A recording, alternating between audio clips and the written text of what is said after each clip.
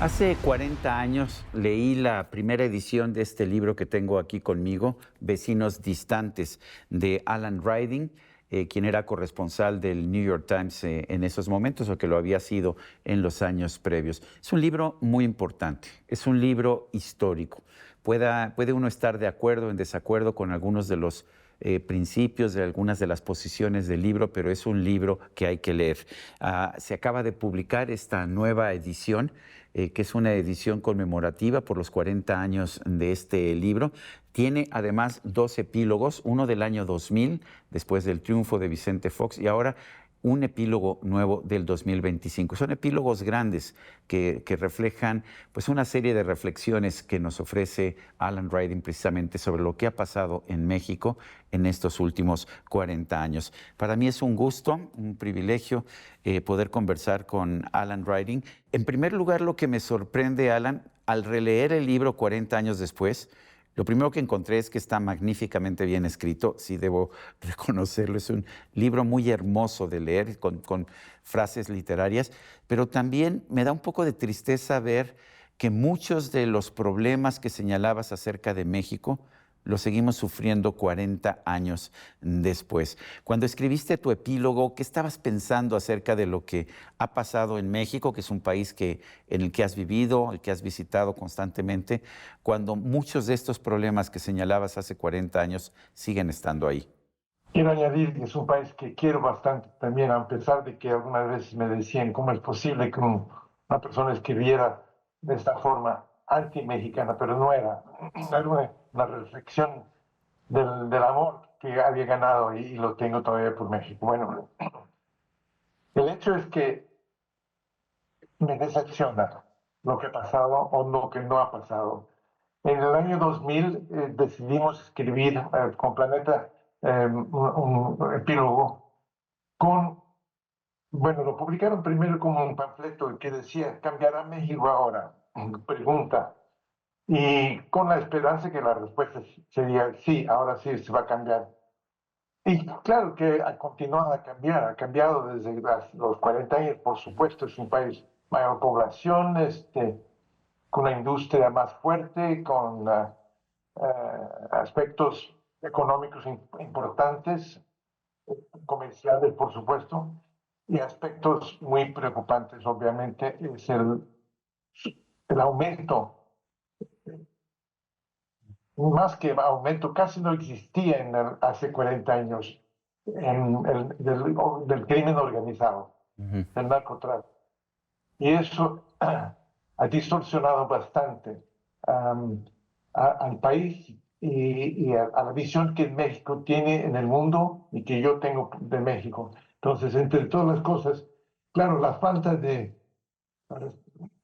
confrontar los problemas profundos de justicia social y pobreza, eso continúa, aunque el nuevo gobierno anuncia que se ha reducido la pobreza, pero ¿de qué a qué? Porque todavía hay muchísima pobreza. Eh, no sé si había una solución más fácil en el año 2000. Se pensaba que tal vez, mucha gente pensaba que la democracia iba a cambiar todo. Y obviamente eso no ocurrió. Se mantuvo, bueno, se fue debilitando el PRI, volvió el PRI, ahora lo que queda es muy poco de lo que fue un gran partido en el sentido enorme y Ujú. poderoso. Pero lo que tenemos ahora es la idea que México requiere este tipo de gobierno para funcionar. Es decir, la visión de López Obrador era una visión, al parecer es una visión de que México tiene que tener un gobierno muy centralizado y el poder muy centralizado y claro, con el poder del Estado que existía hasta, hasta los años 80 en México, antes que se empezó a privatizar. Alan, mencionas tú en el libro original, que México tiene pues un aspecto introspectivo, oriental casi, que es distinto, que llegan los extranjeros y no entienden a México porque México pues, es un país que nunca va a ser un país occidental. ¿Sigues manteniendo esta posición? Yo creo que México, para ser un país democrático tipo occidental, del modelo que pudiera ser, digamos, Argentina, aunque le cuesta mucho, pero en fin, un país que fue formado por inmigrantes y México es un país que fue formado por siglos y centenares y siglos, miles de años, y esta parte pesa mucho cuando uno trata de modernizar, no cabe duda en eso. Ahora, la cuestión de oriental, occidental, el hecho es que obviamente hay unos aspectos, las culturas indígenas tienen 20.000 años antes, vienen de Asia, eso es claro. Eh, Uno puede encontrar lugares en Asia en que los trajes de la población de la población normal, digamos, son muy similares a los trajes indígenas de México o del Perú. Eso lo he notado. Eh, Cuando digo que es un país que tiene ese aspecto oriental, no es para condenarlo, es para esencialmente enfatizar lo complejo que es crear un país que funciona, en que estas partes modernas, más blancas, hay que decirlo, más inmigrantes, y la parte más vieja, tradicional, indígena, van a coexistir. Y van a coexistir no solamente en paz, porque eso la dictadura no impone cierto grado de paz, pero con un grado de conforto para ellos, porque la gente vive bien, conjuntamente, pero bien. Alan, el título del libro es Vecinos Distantes, Distant Neighbors, y se presentó siempre como, pues, como una idea, una imagen de la relación entre México y Estados Unidos, pero siento que ahora que he estado releyendo el libro, que es más un retrato de los mexicanos, de México y los mexicanos, y Estados Unidos es uno de los protagonistas, por supuesto, porque es nuestro vecino, pero que en realidad lo que hiciste es más bien un estudio del carácter de los mexicanos, bueno, citando a Samuel Ramos, a Octavio Paz, tienes tu análisis del uso del lenguaje de los mexicanos, por qué decimos las cosas como decimos. ¿No es más un libro, una visión pues de alguien que nació fuera de México, que vivió en México, que trabajó en México, pero una visión íntima de los mexicanos? Miren, mi objetivo, y ahí vino uno puede decir, la distorsión del título, Vecinos Distantes, se piensa que es un libro sobre las relaciones entre los dos países. La práctica es que yo iba muchas veces a los Estados Unidos a dar conferencias y me daba cuenta que aún americanos educados, norteamericanos educados, no tenían la más mínima idea de cómo funcionaba México, cómo era. Iban de visita, iban a museos, pero no tenían idea. Entonces mi idea era, voy a tratar de explicar quiénes son tus vecinos distantes, los mexicanos.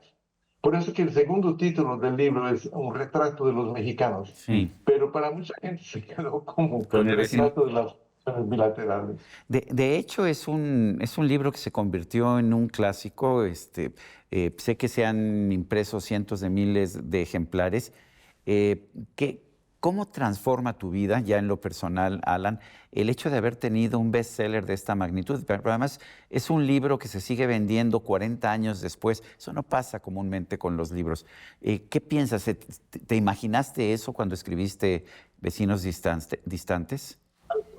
Al contrario, yo tuve casi que renunciar al periódico New York Times para que me dieran 6 meses para escribirlo. Yo tenía una obsesión y yo quería escribir este libro.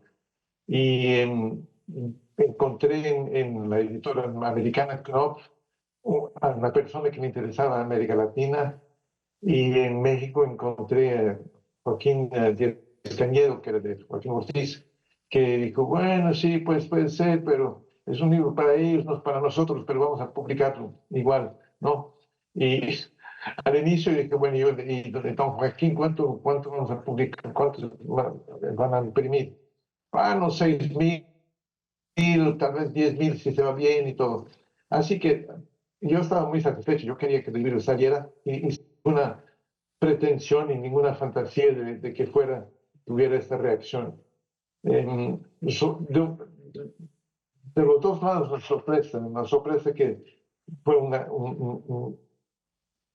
éxito en los Estados Unidos y acabó siendo un libro de referencia o hasta lectura obligada en muchas universidades, pero más aún una sorpresa que en México. Y yo creo que de una cierta forma, bueno, dependía mucho del momento en que ocurrió la crisis económica en México que desencantó totalmente la relación entre el partido único y las clases medias. Y eso sí, empezó el derrame, digamos, el desmontamiento del partido único.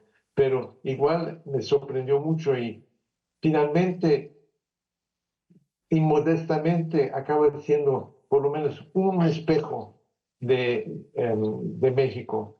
Un espejo escrito obviamente por un extranjero, pero un extranjero que ha pasado un buen tiempo en México y lo quiere bastante, como dicen. De hecho, sé que estás en París, que es donde vives, y veo que tienes pues unos cuadros ahí, unas fotografías. Me da la impresión que son mexicanas, no las alcanzo a ver muy bien. Te dejó te dejó marcado el corazón México, ¿verdad? Bastante, bastante. ¿Cuál fue tu... Y cuando vuelvo a México es una cosa extraña porque he vivido muchos años, he vivido en Brasil, por supuesto, nací en Brasil, padres ingleses y todo, pero cuando llego a México hay algo que, mirando la cara de los mexicanos, y aun cuando los veo aquí en París, los reconozco y digo, "Oye, ¿usted es mexicano?" Sí, ¿cómo sabe? No. Hoy es muy fácil encontrar mexicanos porque si uno va a Notre Dame, hay la capilla Sí. de la Virgen, y si uno pasa por ahí, lo he hecho varias veces ya, después que se ha rehecho, siempre hay mexicanos. Entonces, ¿Cuál fue tu primera impresión de México cuando llegaste la primera vez? mira, era sorpresa. Venimos porque el Financial Times primero me ofreció el puesto en México. Y mi esposa, que también es periodista, Marley Simmons, ella había conocido México y ella dijo, sí, vamos a México, es muy buena idea, me encanta México. Entonces ya tenía un poco lavado el cerebro de que México era espléndido, pero el sentido de que al inicio me tardé en entender lo complejo, pero no tanto, porque el 10 de junio de 1971, Ujú. mi esposa, yo había tenido un accidente de coche, entonces no pude salir. Mi esposa salió a cubrirlo y fue secuestrada por los halcones. Y la llevaron, por supuesto, por coincidencia, a donde se queda el nuevo aeropuerto, que debe ser el nuevo aeropuerto de López Obrador, Ujú. que era una pista aérea de la Fuerza Armada, de la Fuerza Aérea. Sí, la base militar la base aérea militar. Y creo que se llama Santa Lucía. Santa Lucía, correcto, sí.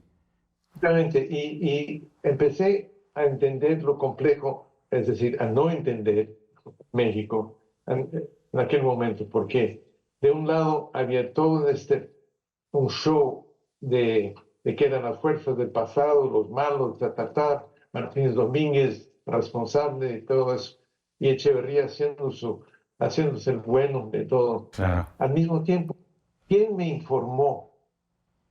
¿Quién me informó que mi esposa estaba secuestrada? Fue Los Pinos. O sea que sabían. Ya se nos ha acabado el tiempo, Alan. Déjame decirte algo también desde el punto de vista personal. Yo empecé mi carrera periodística el 10 de junio de 1971 con un artículo sobre el halconazo, o sea que eso nos une también. Yo tenía 17 años, era estudiante de prepa, pero escribí en la revista Siempre un artículo sobre el halconazo. Alan Riding, gracias, es un orgullo platicar contigo, gracias por invitarnos a leer otra vez, a releer Vecinos Distantes. Un fuerte abrazo hasta París. Muchas gracias, Sergio. Gracias. Y a usted, amigo, que al vernos y escucharnos hace posible este programa, se lo agradezco también. Esto es todo por hoy, pero no se le olvide.